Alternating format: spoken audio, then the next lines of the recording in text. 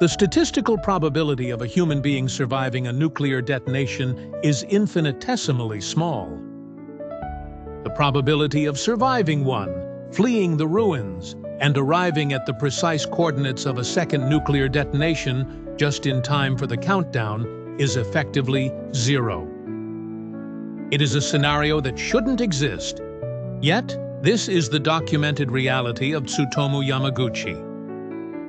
In August 1945, Yamaguchi was a 29-year-old naval engineer working for Mitsubishi Heavy Industries.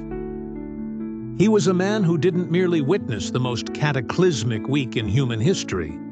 He was nearly erased by it. While the world looks back at August 6th and August 9th as the turning points of World War II, for Yamaguchi, these weren't just dates in a textbook. They were a personal, relentless nightmare where he escaped one circle of hell only to unknowingly transport himself directly into the crosshairs of the next target. It started with a simple mistake. On the morning of August 6th, Yamaguchi was packing to leave Hiroshima after a 3-month project. On his way to the station, he realized he had forgotten his hanko, his official identification stamp required for travel documents, and had to turn back. That delay saved his life. At 8:15 a.m., the B-29 bomber Enola Gay released Little Boy over the city. When the bomb detonated, Yamaguchi wasn't at the city center. He was walking near the docks, roughly 3 kilometers from ground zero.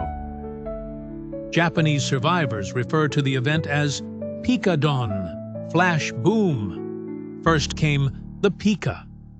Yamaguchi saw a magnesium flare rip across the sky, a light so intense it bleached reality into a blinding white.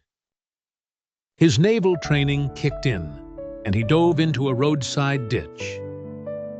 That split-second reaction shielded him from the initial thermal pulse that instantly vaporized thousands of people closer to the epicenter, leaving only shadows burned into the pavement. Then came the dawn. The shockwave hit with the concussive force of a freight train, lifting him from the ditch and tossing him into the air. He landed in the mud of a potato patch, disoriented, deafened, and badly burned on his left side.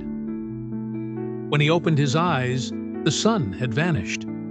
The sky was dark, and a massive pillar of fire and ash, the mushroom cloud, was rising over the decimated city.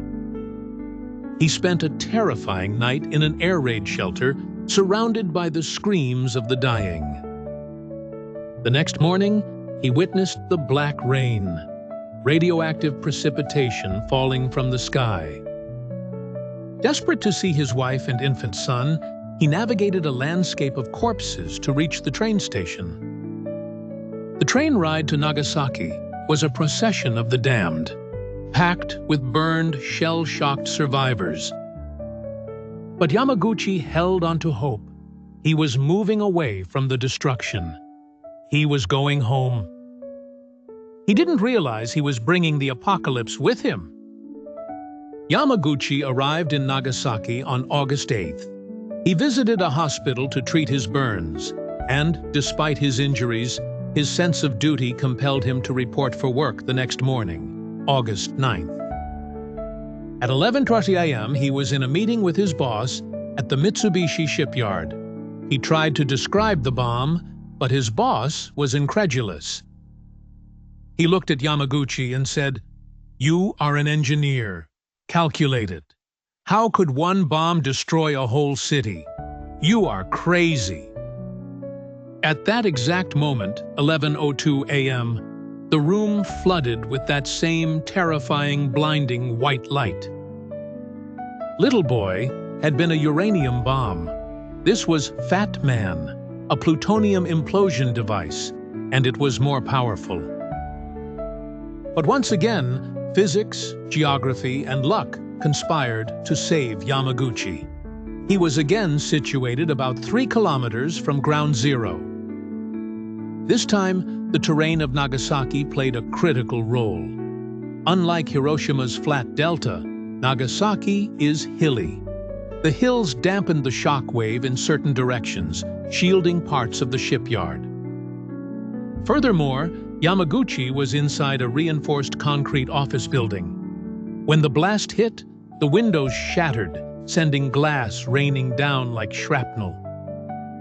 The wind pressure was so immense it ripped the bandages off his existing burns, but the concrete structure absorbed enough of the prompt radiation and thermal energy to keep him alive.